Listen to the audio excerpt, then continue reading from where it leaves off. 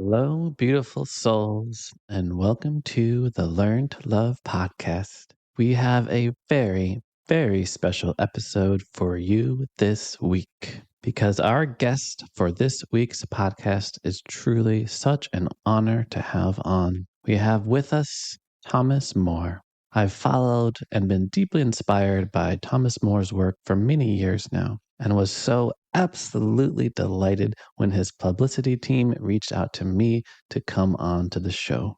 It was such an honor to have them reach out to me. Now that the podcast has become established and grown considerably, more and more people are reaching out to me to be a guest on the show. And to be honest, at first I thought it was too good to be true, but sure enough, we scheduled the interview and made it happen. And now I'm so excited to share it with you. For those of you wondering who Thomas More is, it might be a little confusing because if you Google Thomas More, you will find two people. One is an Irish writer and poet born in 1779. That is not Thomas More. This Thomas More is my guest, the psychotherapist and former monk, author of over 24 books, all around the topics of psychology, spirituality, mythology, and more.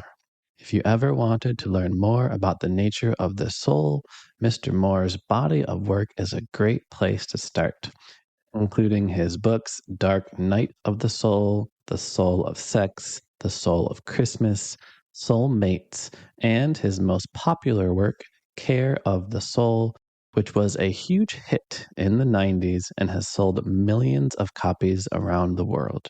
His works for me are such an inspiring integration of science and spirituality. He appreciates the mystery of the transcendent and the evidence of the empirical. Thomas More's work brings together spirituality, mythology, depth psychology, and the arts, emphasizing the importance of images and imagination.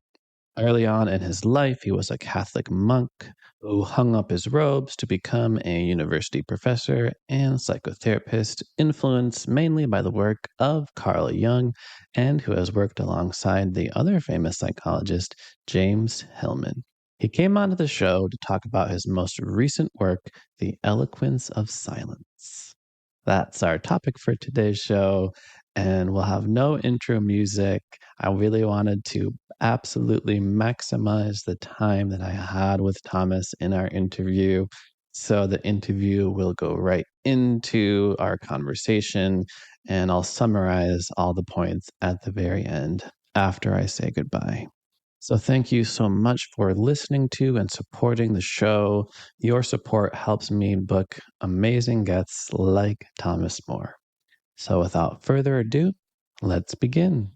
How are you today, Thomas? Thank you so much for coming on. My pleasure. I'm very happy with the idea of talking to you about things that are interesting to me and to you. Yes, I'm really so excited to have you on. I'm a huge fan of your work, and I really appreciate you spending this hour with me. I was first exposed to your writing with your book, A Religion of One's Own. And I know you have many works. You might not remember this particular one, but there's a quote in there that I've added to one of my yoga presentations because I do a lot of yoga teacher trainings. And in it, you write, to be spiritual, you have to be on guard against flimsy ideas and practices. The whole area of religion and spirituality invites flim flam, which I love that word, and is filled with con men and con women. And you also write that the one ingredient missing in much of modern spirituality is intelligence. And I would love to hear more from you about the dangers of spirituality without skepticism or intellectual rigor.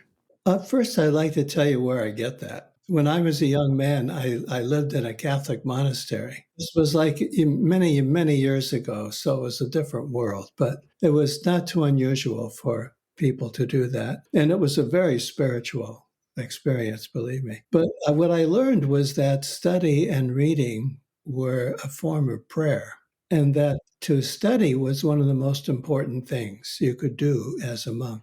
And I would translate that into the spiritual life. One of the most important things you can do is study, because what you're doing then is you are really searching for a good solid basis for your life practice and how you live your life. And without it, you're susceptible to a lot of emotion and susceptible to people who can be very persuasive, but actually don't deliver the goods.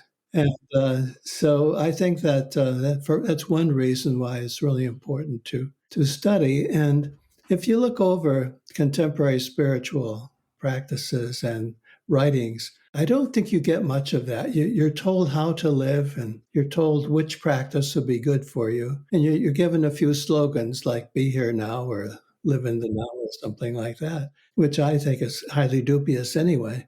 But you don't get encouragement to study and to think things through. I'm curious to hear your thoughts on the slogans, but I just want to repeat what what I love you said, that study and reading are a form of prayer, and that is really powerful. And what are some of the greater issues that you've seen when people don't apply this to their spiritual practice?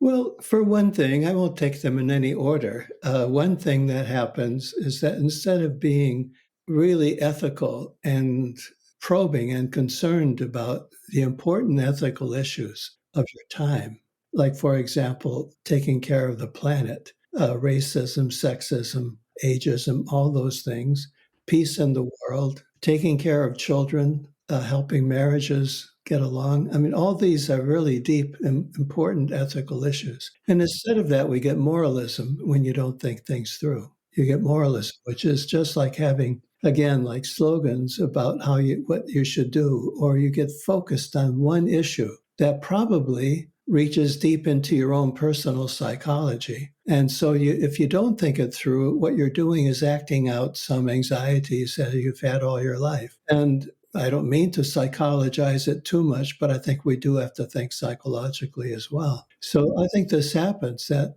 people maybe grow up feeling insecure because their family didn't really give them support and encouragement to be themselves. And they get older, and that child that has been neglected lives on. It lives on in a person. And I think that child comes out in a kind of attachment to certain ethical issues that are in the world, but there's no thought behind it. So it becomes highly emotional and maybe tied to deep anxieties. And part of our experience of growing up into adults is to be able to be free to think things through, to make good choices, instead of being compelled by these early experiences that are like static, that get in the way of really becoming an adult. Absolutely, especially with those really hot button issues of today. People do get really emotionally charged. And because of that, there isn't a chance for authentic dialogue and a more logical reasoning about how we should go about these things. That's an excellent point, that we're not able to have dialogue. We're not able to have conversations. You try to have a conversation with someone who is all fired up about their own religious belief or some moral issue, and you can't even talk. It's impossible to get a word in. You can't have a conversation to explore, go deeper into the issues so you might learn more about what's going on and develop a more mature way of thinking ethically. That's a big part of the spiritual life. And, it's, to me, it's quite discouraging, because my understanding of spirituality is a lot more thoughtful than that. It's so interesting because I was literally preparing this interview and I look over to my bookshelf and there was a book I have on Thomas Merton. And it was the first time I saw at the very top, it said Forward by Thomas More. Yeah. And Thomas Merton is a Christian mystic who also really encouraged that interreligious dialogue, that learning from other traditions. And both in his work and your work, I've also read a lot about this practice of Lectio Divina, which I feel like many people are unfamiliar with. So I would just love to hear about what your view on Lectio Divina is, what kind of practices you continue to implement in your life. And also, when you mentioned how continuing to read and study is an important part of the spiritual path. I am curious about where your own path is right now at this point in your life. Do you feel like you've read all there is to read? Hardly, hardly. Well, about Lectio Divina first, it's a particular kind of reading. It's not reading for information. That's what a lot of people read for. Either people today probably read either for information or for entertainment. Like they might read a popular novel for entertainment, and they may read a lot of books, getting information of one kind or another. Lectio Divina is neither of those. Lectio Divina means that Lectio, by the way, means reading, and Divina means divine, of course. So it's a kind of reading that is aimed at ultimate questions, ultimate issues. These are the spiritual matters. And so, these things are very mysterious.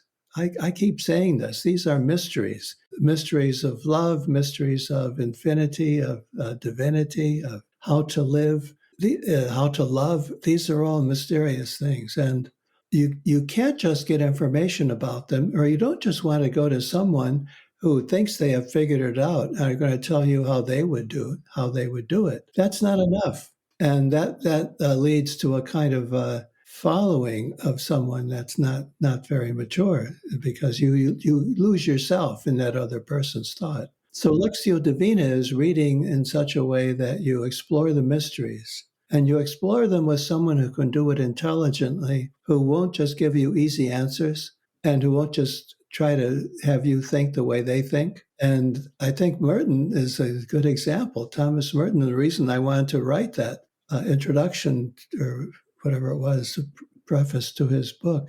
And I wrote a long introduction to his book. I remember it, a lot about birds. And Merton was someone who did not accept any easy answers. Before he became a monk, he was a sort of existentialist philosopher, and he was really interested in ideas.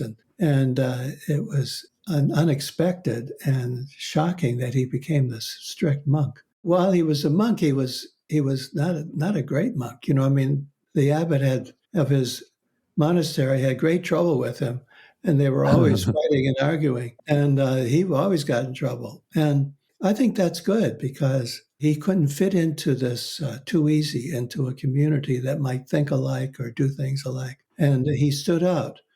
And when, in fact, he lived in a very strict monastery where there was silence all day, as far as I know. They used to write on notes, not speak. And they ate very frugally, and they had nothing. And he asked that he be given a hermitage, that he be given a little hut where he could live apart even from that. He wanted more solitude than that. So he's a very thoughtful, spiritual person, and had great ideas, had a real intellect. And that, to me, he would be a good model. And you can't stuff him into Catholicism either. It doesn't fit. It's too tight for him. He had to be in a bigger world. And he died when he was in Thailand, I think it was. And I've listened to the lecture he gave just before he died, minutes before he died. And he had a wide open mind. And his message and the last talk he gave was, "You've got to do this on your own. Don't just join something. You have to do this work on your own." And I think that's a great message for people today. Don't just link up with some leader or some community or group. They can be supportive, but don't give too much of your mind and soul to them. I love that. And I love the emphasis that you said on we're not reading for information, but appreciating the mystery. And I would love to hear more from you around how we do cultivate that knowledge or spiritual wisdom, because I do feel like we do live in a world where we're just drowning in information. You've seen the rise of the internet, and we're always carrying around a device that is always pummeling us with all sorts of distractions that can easily distract us from the spiritual path. And how do we cut through that complexity and almost cultural conditioning telling us what we're supposed to believe, what matters? And how do we, make our way through that jungle to true, authentic spiritual wisdom? I think we have to, where it starts is in each of us being individuals, and even being eccentric, standing out from the crowd, and notice when you're joining something or you're with a group of people who think alike that, ask yourself, is this a dangerous situation? Should I be here? I've got to protect my individuality at all costs and my own take on things. I have to educate myself constantly. But at the same time, I don't need to buy into a method or a way of doing things that someone else has created. In this regard, the traditions, I think, are a little safer. Not much. They have their own problems, but they're safer in the sense that the traditions come from community thought, a community of thought over time, and not just from an individual's thinking. Today, we tend to follow individuals rather than traditions. The traditions are at fault to some extent because they created these very, very limited and literal institutions. And today, people don't want those institutions. And I think that's a good thing. But the traditions are something different. Let's say the tradition of Zen Buddhism, which I have learned so much from, that tradition has so much to offer. It has particular teachings that are really important. To me, they're essential. They're essential to my spiritual life. I also think it's interesting to go to, if you have your own background, something in your background, like I have Catholicism in my background, I don't want to ditch it. I don't want to just get rid of it. I'm not a practicing member today in any way, but I realize that there are things that I learned as a Catholic monk and some way I was shaped that I value very highly. But I have to take it away. It doesn't belong to the institution. It's something that I can take for myself. And this now we're getting closer to a religion of one's own. Indeed, we are. I really love that emphasis on focusing on tradition, which is really a time tested thought and ancient wisdom, but not necessarily institution. I think that distinction is really important because a lot of people do kind of throw the baby out with the bathwater. They do reject the institutionalized religion, and as a result, really miss out on the truth and wisdom contained in these traditions. And that's what I found in reading your latest book, The Eloquence of Silence, which is really our topic for today. And we'll get into it very soon because you can tell that your own spirituality is a really beautiful collage, right? In your book, you quote Jesus alongside Zen Master Ryokan. You quote the Tao Te Ching alongside the Upanishads and Carl Jung. And is this how you feel that our modern spirituality kind of should be practiced? Well, I would never say how it should be practiced. I can't presume to say that, but I would say that from my experience, what I find valuable, I can tell people what I find valuable is learning something valuable, but also really going into it. Don't just, you don't have to dabble, but you really go into a tradition and grasp what its basic teachings are and make them part of your way of thinking. Then you can do that with maybe 100 different influences. And that then gives you a very rich, constant source. You don't have to just rely on one idea or one teacher. And as you say, the tradition gives them a certain gravitas or a certain value because they've been around and have been tested. So that's what I do. I read the Tao Te Ching almost every day, maybe every week, I should say. And I read Carl Jung every day. And I also study and teach the Greek polytheism, which to me is a great form of spirituality that I don't hear from the so-called spiritual teachers. And I put a lot of that together. And it's not a mix. It's not like people call it a cafeteria. Well, even if it is, I always say I like cafeterias. I love to be able to have all those choices of food. So I think it's not a bad image.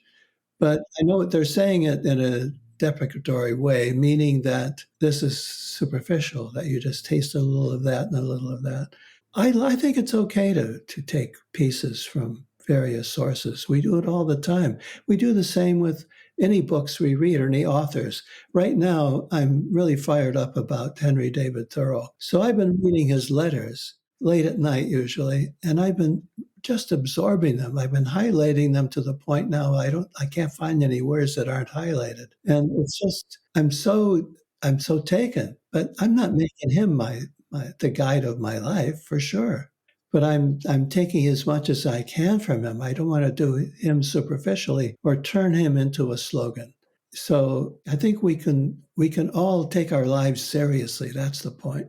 Take your life seriously. And if you do, you're going to want to feed on only the best you can find. It's true. It's funny because I am rereading a commentary I have on the Bhagavad Gita. And, I read this particular one a number of years ago and it highlighted certain passages because they were relevant in my life at the time. Now that I'm reading again, I'm highlighting the other passages that didn't relate as much, but now suddenly resonate so much. Yeah. And it's true, your work is focused a lot on what I'll call an integration of science and spirituality or psychology and spirituality. You are a practicing psychotherapist, or are you still working? Yes, I am. Yeah. And you have sort of emphasized this sort of basic idea that psychology is incomplete without spirituality, or even this idea that any psychological problem, psyche meaning soul, has its root in a spiritual dilemma. And I was wondering if I could hear more about that. I think we are, as people, we are both spiritual and psychological. We have soul and spirit in our makeup. And both things are both directions. Soul tends to be downward into our daily life and into our emotions, our body, and our relationships, our home, our family, our children. That's all the life of the soul. And then the spirit is transcending, which is a wonderful thing. We don't have to just be there in that world that's right around us. We can imagine bigger worlds, and we can imagine, angels and divine figures and infinity and reaching higher levels of awareness. These are all wonderful and necessary as well. But they are different, but they're not separate. They overlap constantly. And so it's very hard sometimes to know, let's say with a spiritual issue, let's say that you are trying in your spirituality, you have a desire maybe to be find more solitude in your life, to be a little more solitary. A lot of people have found that over the centuries. Emily Dickinson did that. Thoreau did that by going to his cabin in Walton Pond and so on. You just go on and on. People went on to the desert, things like that. And the question is then, is this looking for solitude? Is that just a spiritual thing so that you can have time to be contemplative and think about the greater issues? Or is it something psychological where you need to be alone, or you need to get away from people for a while, or you can't think with all these people around you? And then how do you get solitude if you have a family, if you're a parent? How do you do that? Can you work that into your life? That's a psychological, psychospiritual issue in itself. These two come together. So I think that's fascinating, and that's where I have focused most of my attention in my life, the psyches, the psychospiritual matters that we have to deal with. Yeah, there's such a huge overlap. It is. It's hard to sort out sometimes. And you don't have to, just as long as you attend to it. I think what we have to do is understand that the spiritual life really is important. Everything is not about relationship and about your childhood. Many issues in your life are about how you find meaning and what are the really important values that you want to keep as the kind of the foundation of your life. What are your 10 commandments? What are your guideposts for your life? And those things are inextricable from your emotions and your past and your relationships. I would love to go back to something you mentioned earlier along the lines of you really valued your time as a monk at a very young age. And although you wouldn't say you're a practicing Catholic nowadays, you didn't want to ditch it entirely, but use some of the lessons that you learned. And I am curious, what are some of those wisdom teachings and lessons that you learned during your studies, during your time in the monastery that you feel have really carried you throughout the rest of your life? Well, one of the things that comes to mind is that living monastic life.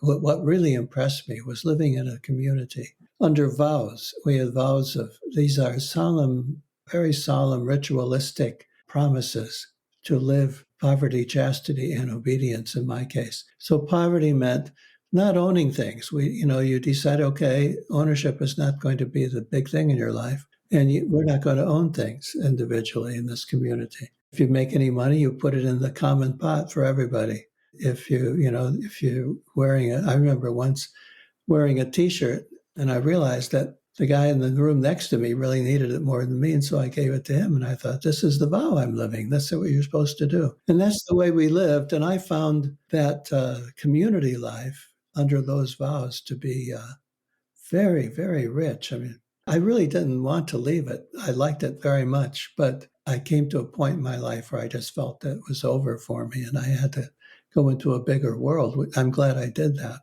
but it was hard because it was a wonderful life. So I guess what I'm saying is that I learned that it's possible to be personally, individually fulfilled, living without any emphasis on ownership and property, and without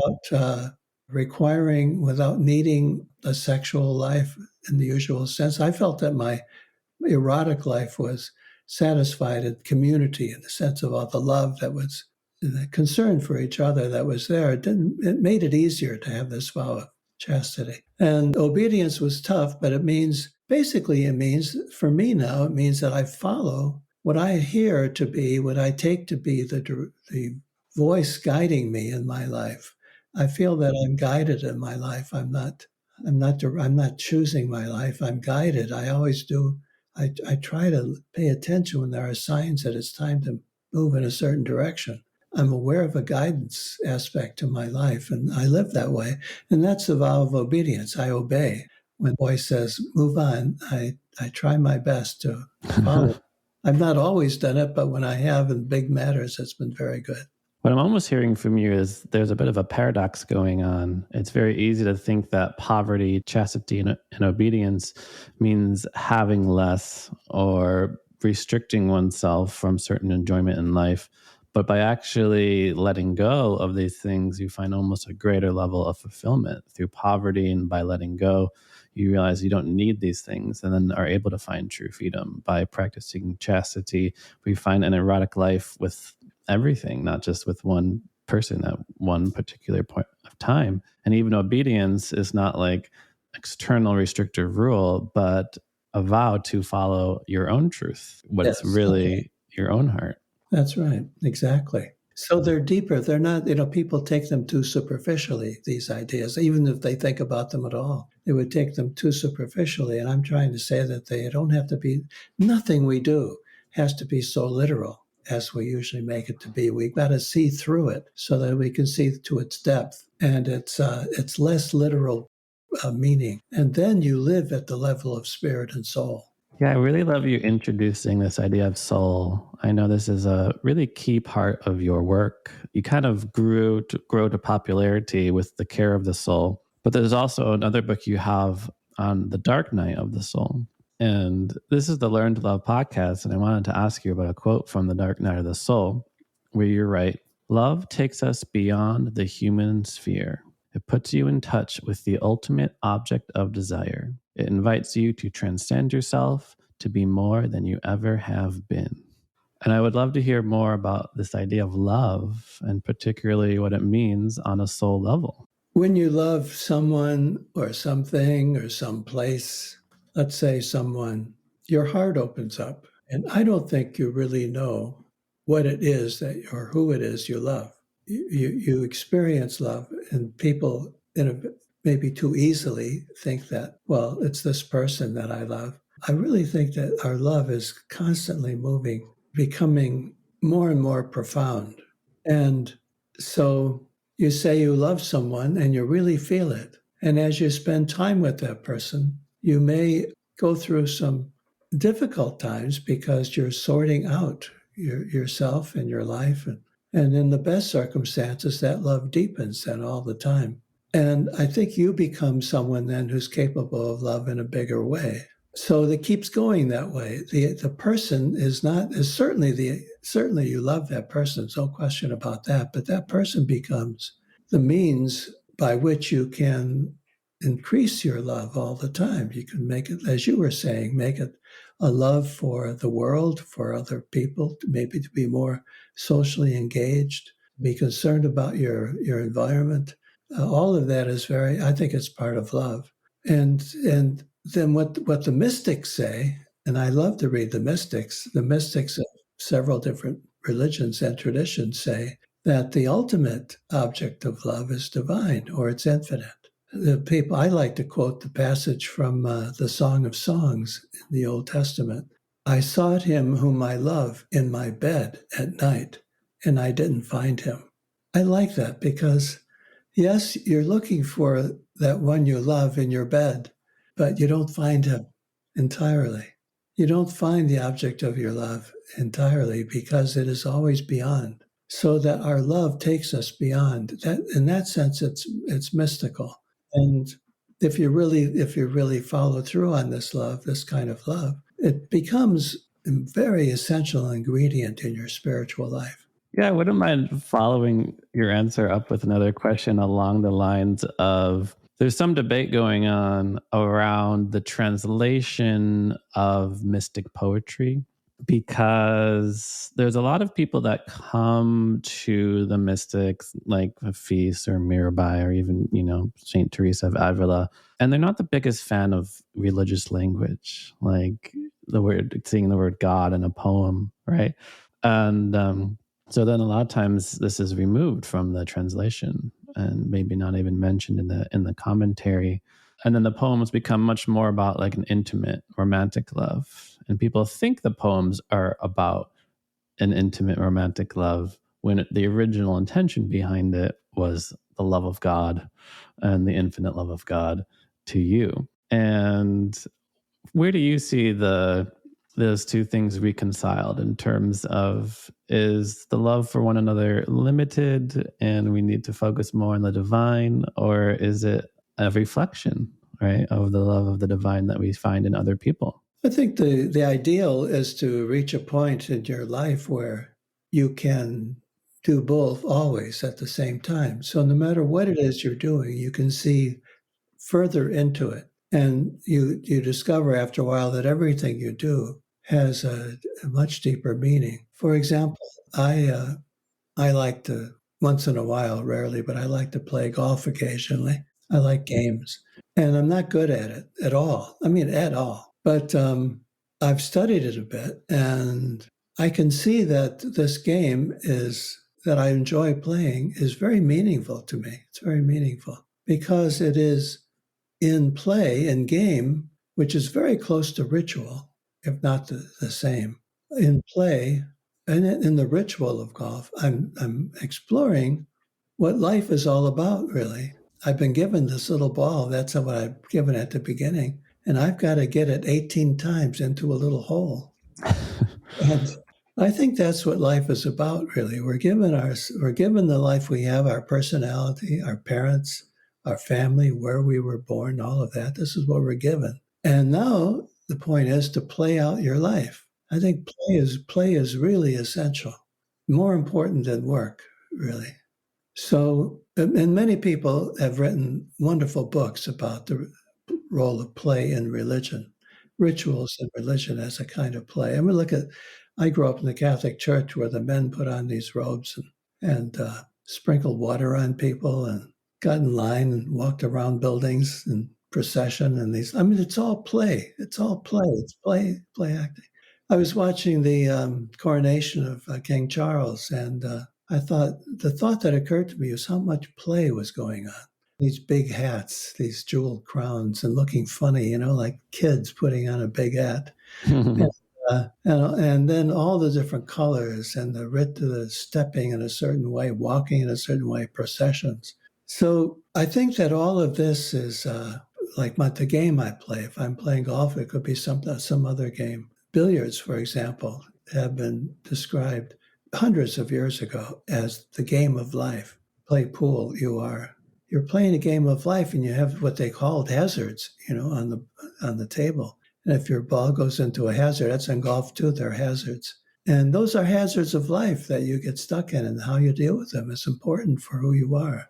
So that's part of understanding all this, is to realize that everything we do has a very profound dimension. In a way, everything is mystical. Everything is mystical. And if you have that in mind, then you can talking about love, you can see that there's a lot more going on than just a relationship between two people, although that's absolutely important. It's through working through that relationship that you encounter infinite matters. So I'd love to get into your latest work, The Eloquence of Silence. So if I'm not mistaken, you're in your 80s right now. I'm 82. 82, yes. So you've written an incredible body of work, and now you find yourself writing about silence, quietness, emptiness. So how did this come about? What inspired you to bring this piece of work to the world? I've been thinking about emptiness for a long time. I was in my 30s when I was introduced to Zen Buddhism, and emptiness is one of the key aspects of the Zen life. And also, I find it elsewhere. It's in Christianity, where Paul in the epistles talks about Jesus emptying himself, and they call that kenosis. I think that there are many instances when you're called upon to empty yourself. As a parent, it happens all the time where you have your own intentions and your own desires, and your children have needs, and you empty yourself so that the kids can have a life and they can grow up. That happens constantly. I think that's one of the big parts of parenting. And also, we live in a world, as you said at the beginning here today, where we're full of information, and we could use some emptying, I think. Mm. There's a passage in this book where I sort of express my own frustrations in saying that we have too many words, and we've heard too many sermons and too many political speeches, and we have too many words, and it would be great to find some silence and discover that silence can have a great power. Even though my book is about emptiness in general, silence is a major way of being empty, and so I like quiet and silence. So in other words, this book is not new. It's something I have been thinking about, and I've been including in my writing for many years, been in very, like embedding this idea into other books. At one point, I realized that what I enjoy is that there are many traditional stories about emptiness that use very concrete images of something that is empty: an empty plate, an empty chair, an empty pot, an empty finger. Finger doesn't have anything on it. And I thought, wouldn't it be great to put together these stories, and in some cases they are reflective thoughts of certain authors that are about emptiness, and write my own commentary to guide people into seeing what I see in these stories and how they are valuable. I love that. Yeah, I have this book on the Theravadan monk Ajahn Chah, and the picture on the front is an empty bench with a cane sitting next to it. The basic idea that we fully empty ourselves so that we experience the realm of non-self. And I wouldn't mind just getting a little bit into this term, because I think it can be easily get confused, right? People conflate emptiness with empty, which seems like a void that's just lacking in any character. So, what does this term emptiness mean to you? Well, I have studied these things. I don't pretend to be an expert in shunyata, which they call it in India, but I've read a lot about it. And the way I understand it is that emptiness as a spiritual principle means that you can be fired up about some idea or a leader or a teacher or a system or a book or a certain language. You can be really fired up about it, but you don't have to be attached to it. You don't have to give it too much. There should be, I think, whenever we're really excited about certain things like that, to be able to be free to let them go at the same time. I'll give you an example. I was giving a lecture once at a interfaith organization in upstate New York, and I was talking about the soul to these people, most of them Christian ministers, but some Jewish rabbis and a couple imams, and there was a Zen priest, a woman, sitting in the front row in her formal dress, and as I was talking, I kept noticing her there. And so at the break, I went up to her and I said, this word soul is useful to me, but it's not essential. And she bowed at me and she said, I know, it's empty. And I thought that is the best, description of this that I can remember. I think of is that I am really dedicated to this idea of soul, but at the same time, it has an empty quality to it, in that I'm not. I haven't pinned my life to it, and if someone doesn't like that word, that's fine with me. We'll continue talking. I don't need it. So that kind of emptiness, I think, is really the most important kind, where everything you do is empty. That's why I included the Heart Sutra in this book, because the Heart Sutra uses the word empty about, I don't know, 50 times in a very short passage. And this sutra is like a psalm or a hymn, and it is sung. You can go to YouTube and watch as the Dalai Lama chants the Heart Sutra. And people write it out in calligraphy all over the world every day. And they're trying to say, I have to empty my life. I have to restore this idea of emptiness every day because it's so easy to forget. There's no space between me and the thing that I'm so concerned about. And we need some space there so that we are free. We are not imprisoned by whatever it is we love. And then what I say this in the book, the biggest challenge is to make sure that emptiness is empty. You could make emptiness your driving passion in life and have no space between you and it. So everything you do, everything has to have, I think, a certain gap of emptiness in it that keeps it alive and free. Absolutely. And what I'm hearing from you is just how this is often contrary to what we're taught by culture and society, that we need to accumulate and gather as much as possible. Yeah. And we do have to balance that tendency with creating space in our life, not being so attached to certain beliefs and assumptions we have about ourselves and others. I would say that probably at least 50% of the emptiness in our lives, this good emptiness, is forced on us. Like life takes away. We lose things. We lose our health. We may lose a friend. We may lose a parent. The parent dies. We can lose property, lose a job.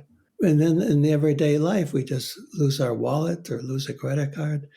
The Greeks had a wonderful way of understanding this. They had a god in their pantheon called Hermes, who was a thief.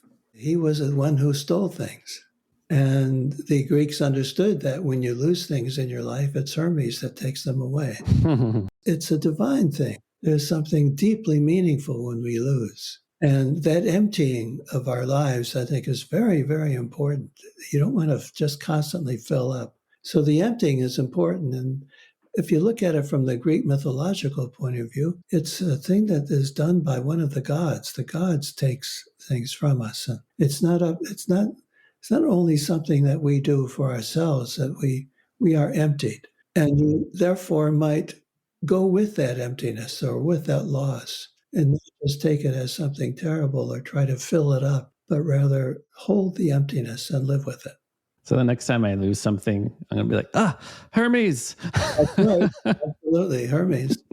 So I want to read something from the Eloquence of Silence, because I feel like it touches on a lot of the themes we've already talked about, because earlier you were talking about really welcoming in the mystery. And in this book, you write, eventually, we may learn that life is essentially and positively mysterious, not to be explained and exploited, but absorbed into us.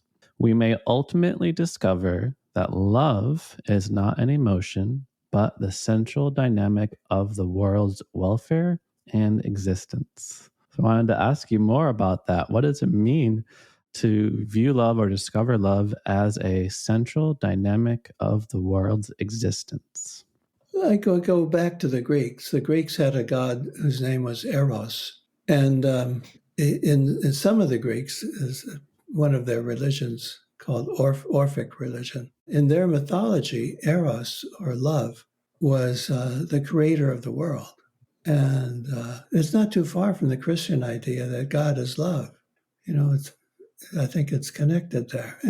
But it was first understood cosmologically, or that the world itself is held together. So people who came around later and said, well, love is what holds the planets in their orbit. It's this attraction, not wanting to go away, stay close. There's that's the principle of love. It's physical, it's different with the planets. And we would prefer probably a more scientific explanation saying it's magnetism or gravity. Gravity, yeah.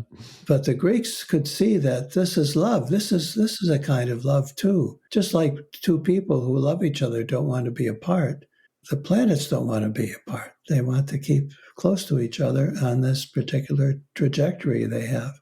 And I think that's quite a wonderful way to look at everything going on in the natural world.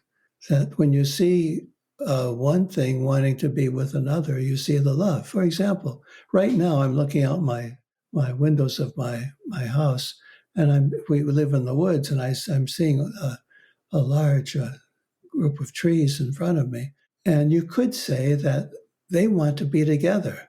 They want to stay in their close-knit community there. They love each other. It takes a certain mind. Now, some people would say that's silly and it's projection. I never use the word projection myself. You could explain it away that way, but it is just as intelligent and meaningful to say, well, this looks like love to me. I understand that. The family wants to hold together too. They want to be in the same house. And when they're out traveling, they stay together. They don't want anyone to be lost. And you look and you see nature. Wow, that's happening here too, from a certain point of view.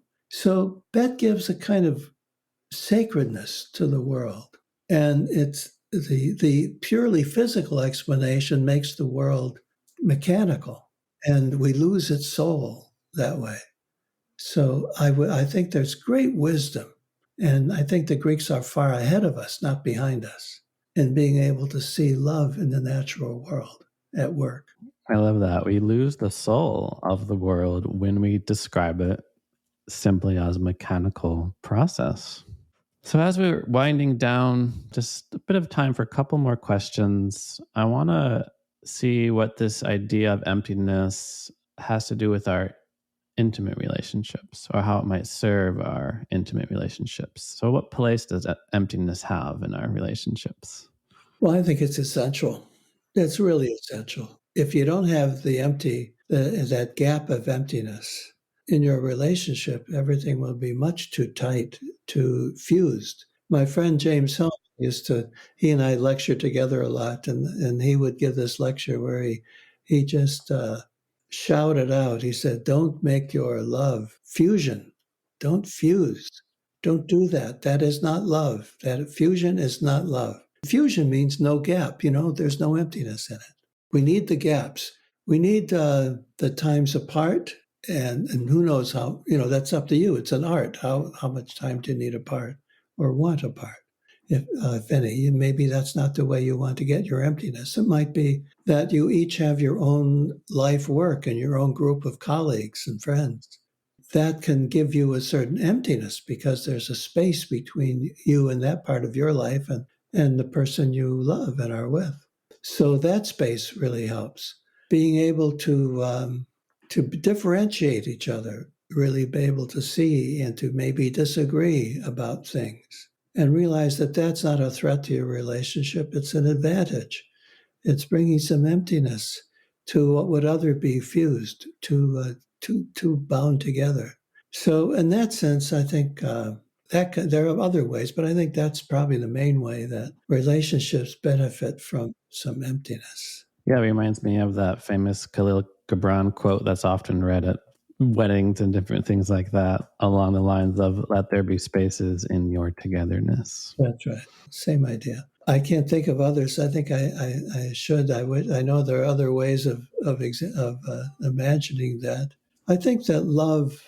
And the one interesting aspect of it is that this is something I've written a lot about, is what happens when you have a partnership. You're with someone, a relationship, and a third person enters the picture.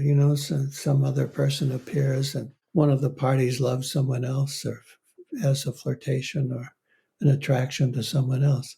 That's creating some emptiness, a space. And that is intolerable to a lot of people who want to fuse. And so I think that that's another way in which emptiness appears. And very, very often when emptiness appears in life, it's painful. When you lose your parents, It's a painful thing. When a friend of yours dies to a terrible illness, it's very painful. So emptiness is not fun. At the same time, it's an essential part of life, and your job is to be with it in some way. So in relationships, I would say there's got to be some way, not necessarily a literal way, but some way to find some distance. So if your partner is interested in someone else, maybe that's a sign, a signal that maybe you guys have been too tight. And there's got to be some way. One of my friends who's written about this, David Miller, says that a lot of times the third factor in a relationship is work. That work is the thing that creates an emptiness in people, in their relationship. And one person will say, oh, you spend too much time at your work, or yeah, you work too hard and you should be home more often or something. Well, that becomes an issue then. Often it's a third factor that comes in to create the empty space. Oh, I love that so much. That feelings of emptiness are an essential part of life, and our job is to be with it in some way. And I feel like a quick follow up I want to hear from you is along the lines of when people do feel depressed, they will often use this term. I feel empty inside. My life is empty. Maybe they even see this world as empty and even devoid of meaning. And is this a conflation of two separate terms, or is there a connection there? And do we want to treat depression the same way we do emptiness? Well, it could be, yeah. Sometimes I think it's true that feeling empty or having an emptiness in your life that you think is a problem, looked at from another point of view, you see the shunyata in it. You see the spiritual emptiness in it. Maybe not, it may not be totally what that is, but there may be an element of the emptiness. That's how I see it, that emptiness comes in as a factor or an element, but not always as some great literal whole. It may be just a quality of what you're doing. There's emptiness as a quality. And I really like that. I find it as a teacher or as a therapist, I really try to include a lot of emptiness in my practice. So in my practice in therapy, I leave plenty of room. A lot of times when I'm tempted to say something, I just keep my mouth shut. Ah. Emptiness, I remain empty, and to see what will happen, to let something happen. If I'm always talking and always explaining, that would be terrible. To let that unknowing exist for a while, and not think I know and go in and explain it all. That would be horrible. So what I do as a therapist, very, very often, I'm being empty. I'm not saying things. I'm not trying to step in where I may think I may be able to fix something. That's a terrible thought anyway. But I do. I'm called on frequently to be quiet, to realize how important silence can be at a certain time. Well, yeah, I feel like silence in your own mind is so crucial for listening, for being present with another person. And I love what you said. We can let the unknowing exist for a while. Well, thank you so much, Thomas Moore, for coming on. And I do have to finish by asking the final question I ask all of my guests, which is, what do you wish everyone knew about love? I probably, if I to answer the moment, would be one of my basic orientations toward life is to what the Tao Te Ching says: let things take their course, or let things happen. And I think that if we could understand again what the Greeks understood, eros for them, love, was a young adolescent god, one of the gods. Eros was one of the gods, and later became Cupid, shooting an arrow of love into people's hearts. Earlier, he was an adolescent figure, which makes him even more difficult. And I like to see that because love can be so immature so often. And so I would say the important thing is to imagine love as something that has come into your life for you to respond to and nurture and fit into the rest of your life and what you want your life to be. Find a place for this love that has come, and realize that it has a lot of independence and autonomy. It can be destructive. It's not always good. Love can easily be destructive. And love has wings, so it can fly away. And that's not up to you. It's going to fly away. It will just do it. And don't blame anybody for it when it flies. Don't blame the other person when love is gone. Love is a spirit of some kind and with wings. And so you respect love as independent in some ways, but you do what you can to welcome it and fit it into your life and adjust your life so that it can have its own life with you. It has a lot of gifts to offer. It will cause a lot of pain because it's full of vitality. And one of the most painful things in the world is to have more life. To have to fit one more new thing into your life can be very painful, can be very challenging. Love is like that. So I think you need a sense of its complexity, of its being both good and bad, of its autonomy. And if you do that, I think that you might have a better chance of being successful with it. I love that. Love is something that has come into your life for you to respond and nurture.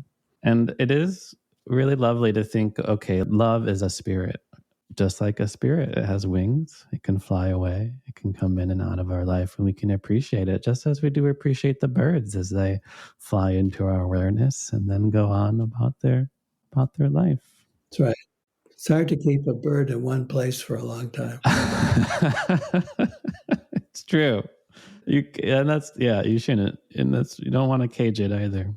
No, that's right. Well, thank you so much, Thomas More. I'm just so honored to have been able to spend this hour with you, to have so many questions that have been percolating in my mind, being familiar with your work. And I encourage all of our listeners to check out your newest work, The Eloquence of Silence, and let that also be a gateway to your body of work that has helped us all get in touch with soul and spirit and love and emptiness.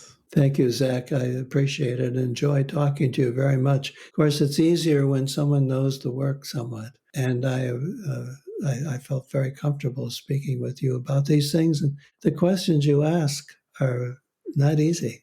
They're the probing ones, and they don't have easy answers. Well, that's the mystery. But that's what I love about this work and your work is it's those big questions, right? How should we live? What is life? What is God? What is spirit? So thank you so much. There you have it, everyone. The amazing and incredible Thomas More. Thank you so much for listening to the show. We hope you remember many of the valuable lessons that Thomas shared with us today, including that study and reading are a form of prayer. Lectio Divina is not reading for information, but a kind of reading that is aimed at ultimate questions and issues. As people, we are both spiritual and psychological, both soul and spirit. You can respect, honor, and learn from traditions as they come from communities of thought over long periods of time, while not having to strictly obey limited and literal institutions. When you love someone or something or someplace, your heart opens. Love is constantly moving, becoming more and more profound the more you love. We lose the soul of the world when we describe it in a mechanical way. We need emptiness in our lives and space in our relationships. Feelings of emptiness are an essential part of life. Your job is to be with them in some way. You can rest in mystery and not knowing. And always remember, love is something that can come into your life for you to respond to and nurture. But love is a spirit. It has wings. It can fly away. Appreciate its presence in your life, but don't try to trap it. As the saying goes, let it free. If it doesn't come back, perhaps it wasn't meant to be. The best way to connect with Thomas More is at his website, thomasmoresoul, SOUL.com, where you can find more information about him, and you can find almost all of his books wherever you get your books, simply by searching Thomas More Soul or Thomas More Therapist. or Thomas More, Jungian psychologist. These are how I tend to find his wonderful work. Thanks again for listening. If you want to learn more about me, you can go to zachbeach.com and learn more about the show at theheartcenter.com.